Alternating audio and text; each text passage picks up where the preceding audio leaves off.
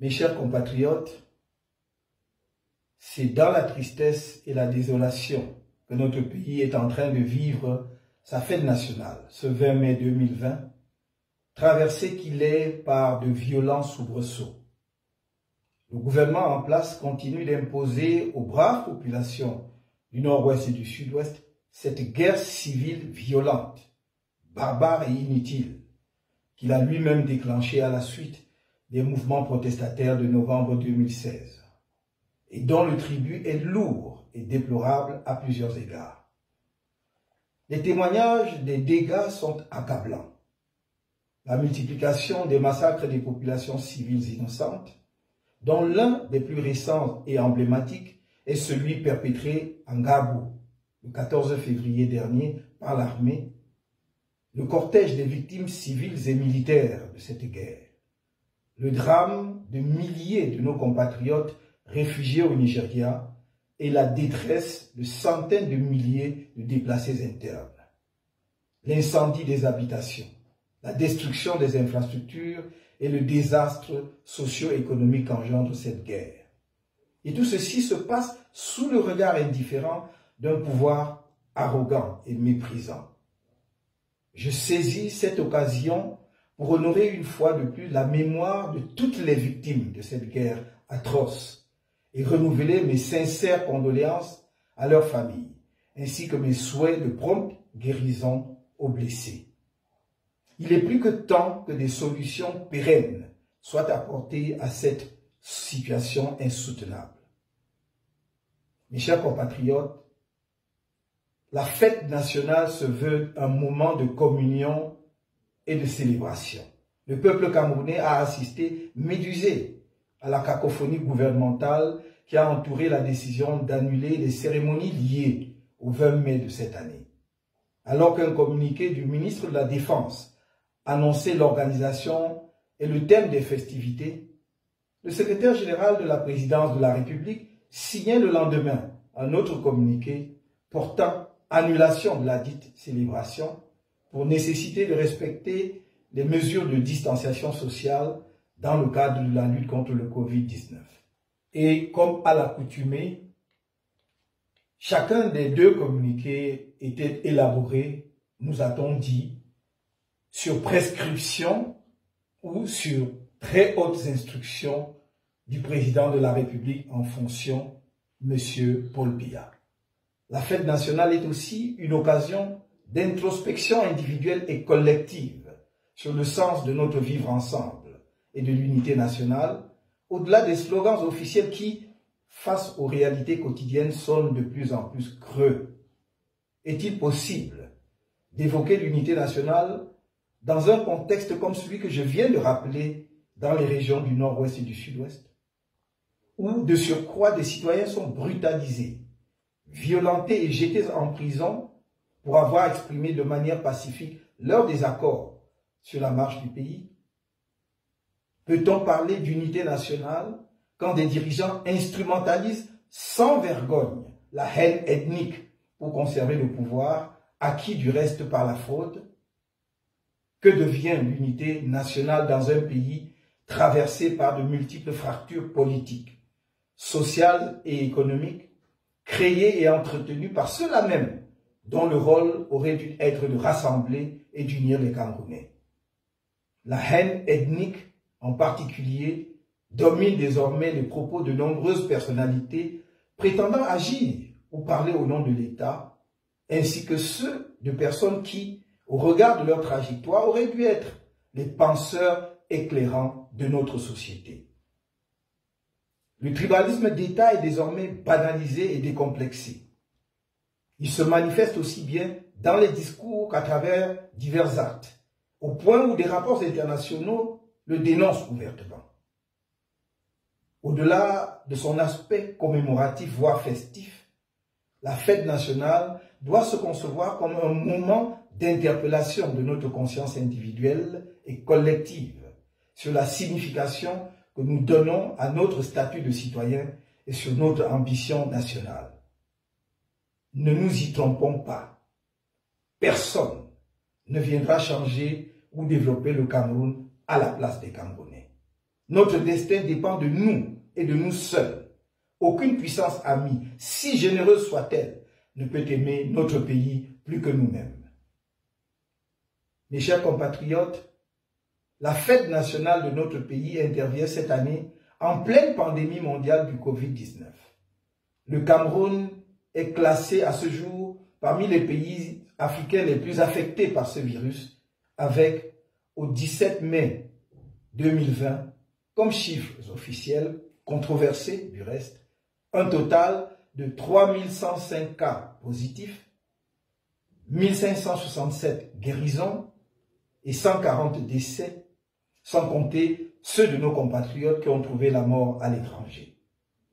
Je m'incline devant la mémoire de toutes ces personnes, arrachées brutalement à l'affection de leurs proches et de la nation, et enterrées souvent dans des conditions insoutenables, s'agissant en plus de personnes issues de communautés qui ont pour pratique d'honorer leurs morts. Je souhaite un très prompt rétablissement à tous les malades et porteurs asymptomatiques de ce virus meurtrier.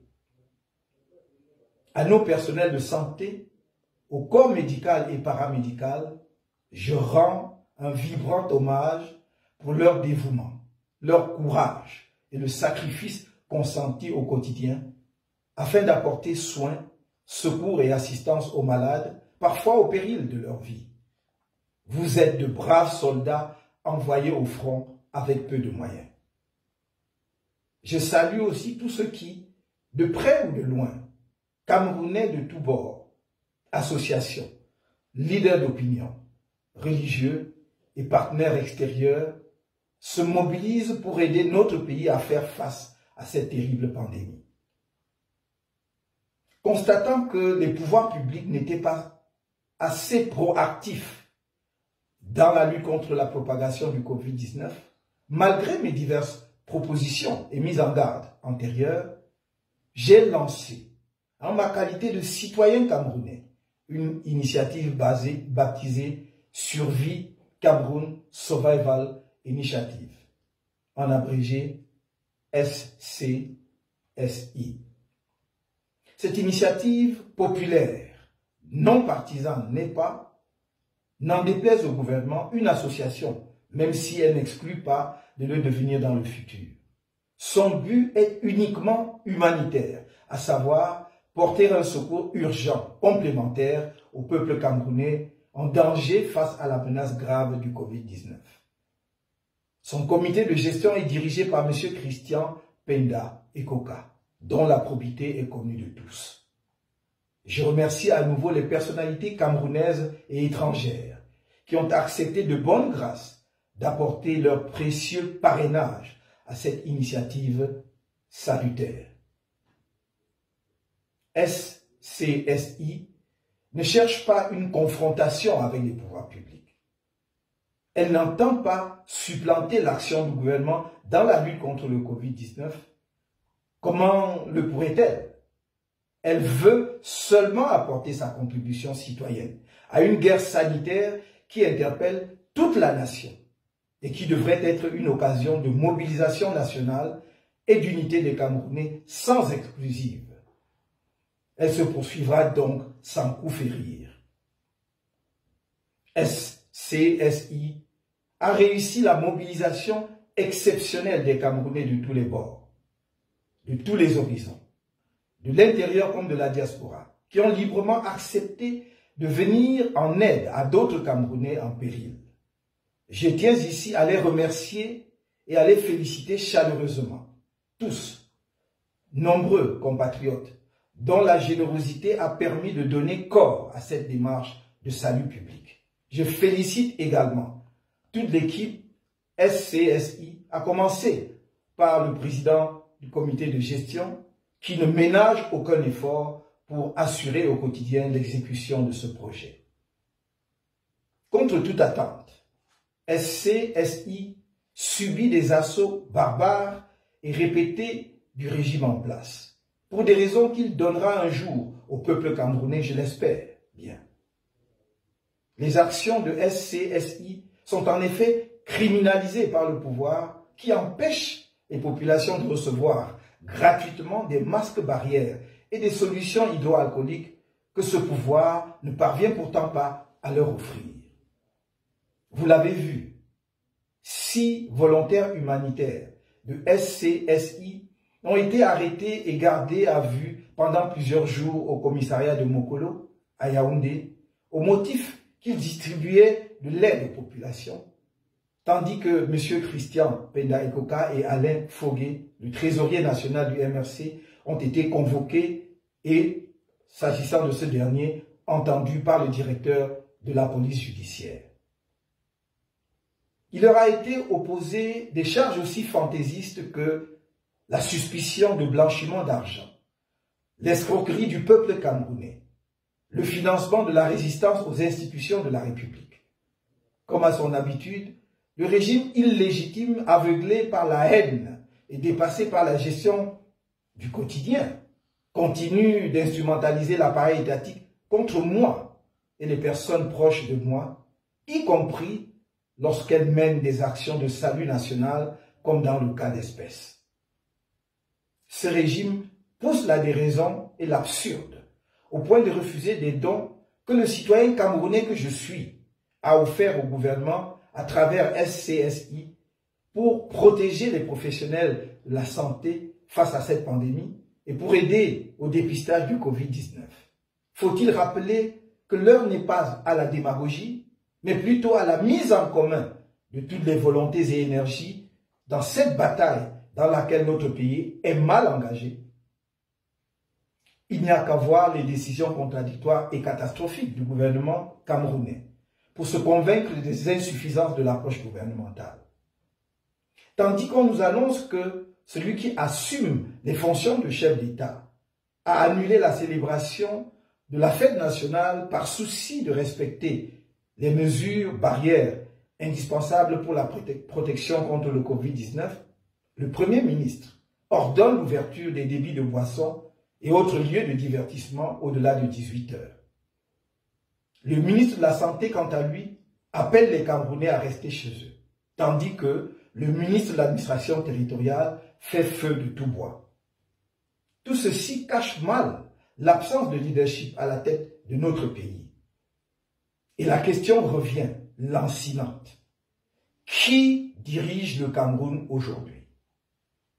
Où se cache M. Paul Biya, qui s'est pourtant octroyé la fonction de président de la République au mépris des urnes à l'issue de l'élection présidentielle du 7 octobre 2018? Le pays est orphelin d'un président qui l'a abandonné en pleine crise sanitaire, dans un contexte où tous les dirigeants du monde, même physiquement diminués, ont pris personnellement en main la riposte au Covid-19 dans leurs pays respectifs. L'épisode de la fameuse audience du 16 avril 2020, intervenu juste après le dépôt de la demande que nous avons faite le 11 avril 2020 au président de l'Assemblée nationale, aux fins de saisir le Conseil constitutionnel pour constater la vacance du pouvoir au sommet de l'État, n'a pas produit les effets politiques escomptés. Pas plus d'ailleurs que l'autre audience du 13 mai dernier. Les Camerounais continuent de se demander où est passé M. Paul Biya. Ceux qui veulent diriger le Cameroun par le biais de la succession de gré à gré et leur soutien tentent d'expliquer qu'il est normal qu'un président de la République disparaisse pendant des mois, abandonnant son peuple aux prises avec une pandémie qui sème la mort.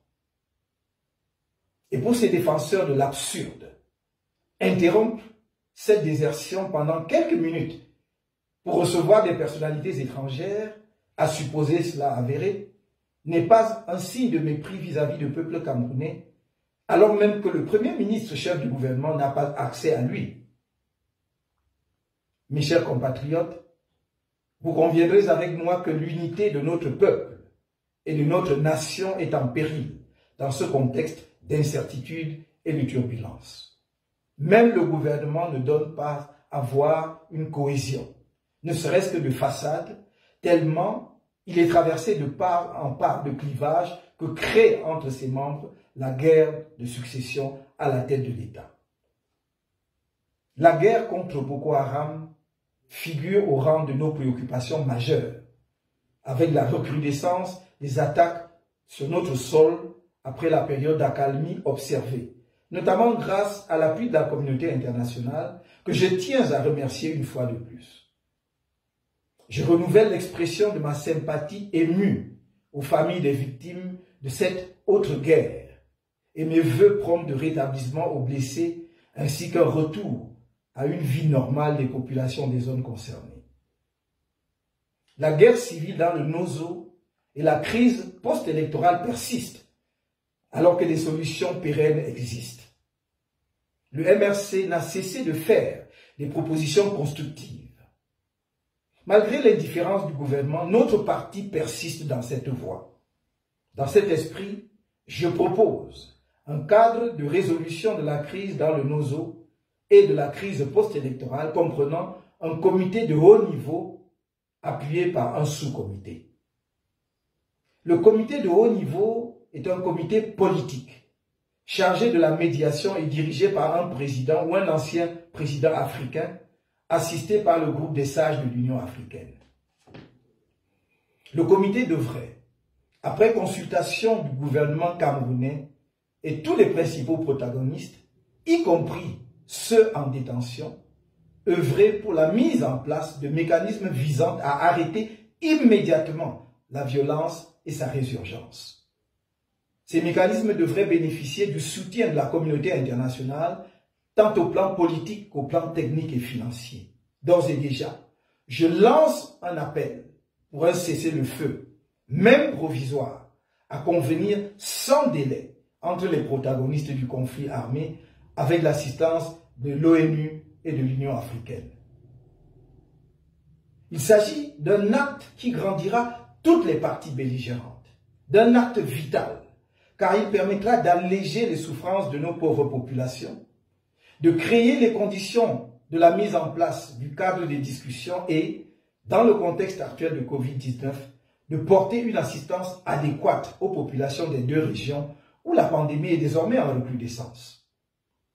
En même temps que le cessez-le-feu s'impose, la libération de tous les prisonniers incarcérés dans le cadre de la crise anglophone, dont M. Sissikou Ayoub Tabé et ses partisans, et dans le cadre de la crise post-électorale, les 15 prisonniers d'opinion militants du MRC, dont le premier vice-président de notre parti, M. Mamadou Yakuba Mota.